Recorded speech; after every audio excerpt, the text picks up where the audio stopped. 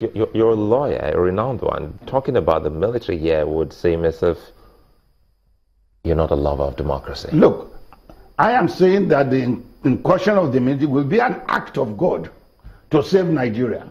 But they've been there before. Were we saved? The military were there in perpetuity, changing governors. Now, what I am saying is that they will only be there for a limited period. How can we say for sure? No, we will say for sure because the country will rise against them. Look, gone are the days, and you saw what happened in Turkey. If the military comes in for the sole purpose of saving Nigeria from all these gangsters, that would be a big if. Because you say if. No, I say I'm not a seer. But I pray God will allow it to come. You really think the nation is under siege? We are under siege. We are under siege. Because when you use the word gangsters, I'm trying to have a picture of how many hands we got on the pile of the nation and how many things are fighting against the movement of the nation. Look, the democracy we have today is no democracy. We are being ruled by a gangster of people, not up to 1,000 people who rule this country. Wow. Not up to 1,000, 360 in the House, 90-something, the president, the ministers.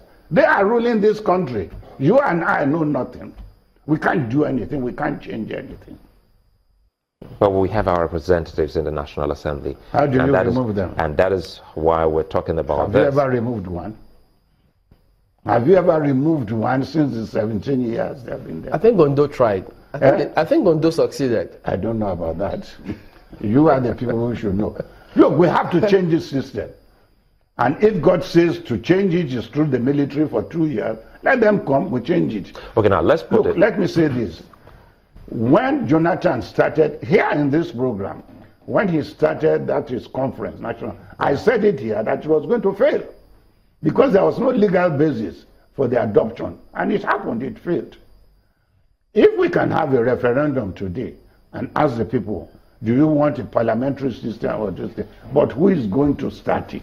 Because the people who are gaining from it are the people who are asking to pass something to kill themselves. They will not. But what about us? I mean, we like to ask this question on a regular basis. The people. Have we allowed this kind of things go on and just sit back and say, well, what can we do? Who are the people? Nigerians. You and I. Are you ready and several others who are watching. Are you ready to carry a placard now to Abuja and say, Mr. President, we need a referendum to change the system of governance? People like you who are well, standing in society, you will not do. You will not do. We have not gone to that stage. Look at what happened in Turkey. People standing before the tank and stopping a coup. In Nigeria today, once you hear coup, coup, coup here, everybody runs away.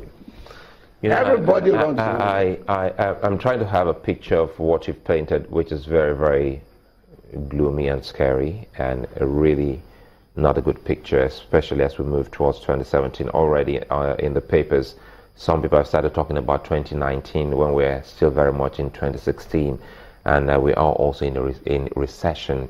And for a nation that is in economic recession, one wonders why we're still talking about these bogus amounts of monies being, exchanged somewhere, and people are still denying the fact that such does exist. And you put that side by side with an attempt by the government saying that they need a loan to reflate the economy. And by the way, the former president also spoke about that, and he said President Muhammadu Buhari must not go for that loan. On that ground, I have to disagree with Obasanjo. Look, something happened in America. When the election was coming, I told my friends, I said, Trump will win. There's a method in his madness. As he was talking about eliminating Mexicans, he made a fundamental appeal to the workers. He says, if I'm elected president, I will infuse into the economy $3 trillion to build bridges, to start work, to make roads. That's what you need in a recession. You need money to be infused into the system. This 29 billion that Buhari wants has to be given to him. Because once he starts spending it correctly to build a railway system from Lagos to Calabar, a railway system employment will start, everybody will start having money in his pocket. We are going to repay it.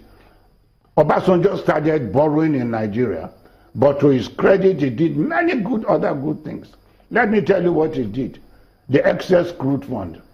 Even though he started it was something fantastic, but the politicians started breathing on his neck, Atiku and others and the governors, they started withdrawing. Today, nothing there. But he started it for the benefit of Nigeria. He did a lot of good things. And that's why it pains him to see all these loopholes of money.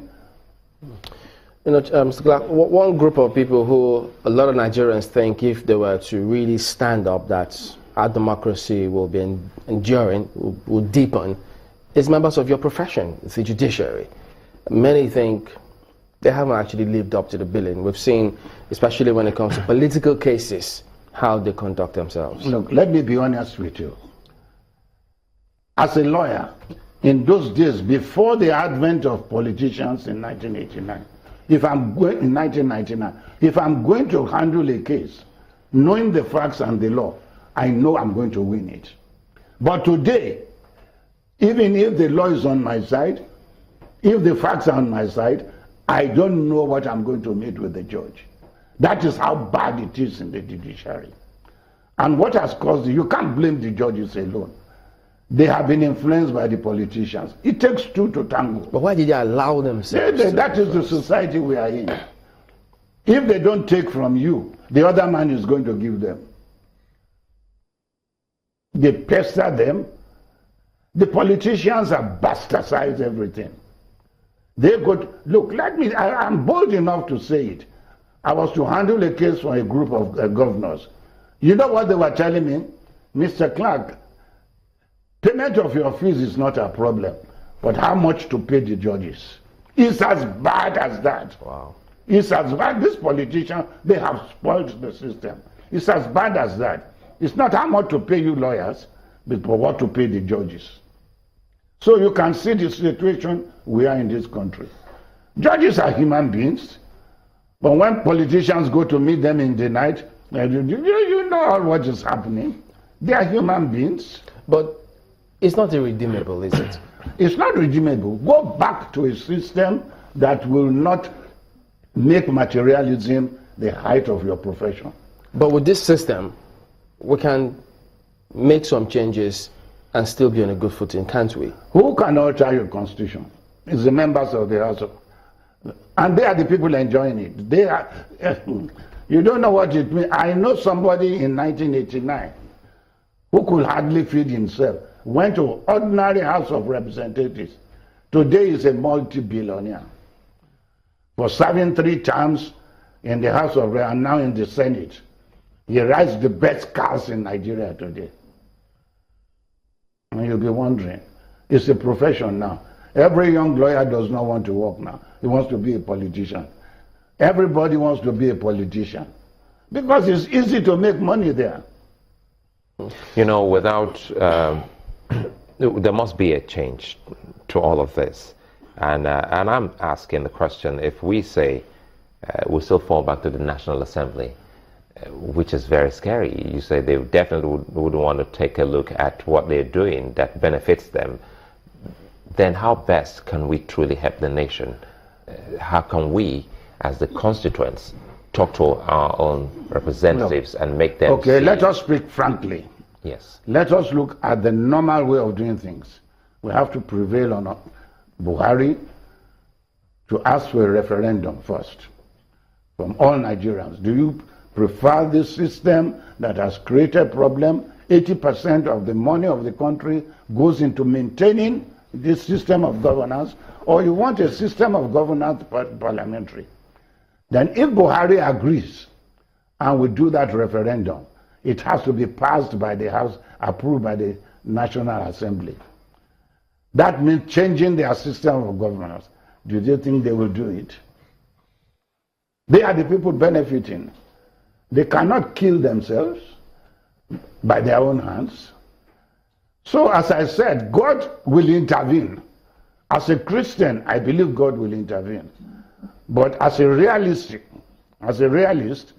I believe intervention forcefully, only by the military. But I'm not asking for a coup. Because that would be And treason. if the DSS like, they can come and carry me here. But I'm speaking realistically that we need a change.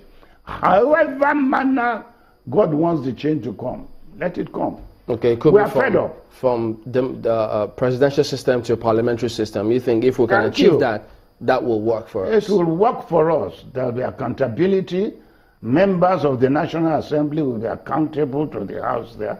Ministers will be members there. The President will be a member of the House there. The governors will be a member of the House there. They will be accountable to the people. And the expenses of becoming a senator or becoming a member will have been so reduced, you only canvass for votes within your constituency. Even as a president, you don't need to go all over Nigeria. It's a pleasure to have you on, Mr. Robert Clarke, Senior Advocate of Nigeria. It's a pleasure. Thank you for coming on. Thank you very much. Well, we'll be back in a moment. Join us again.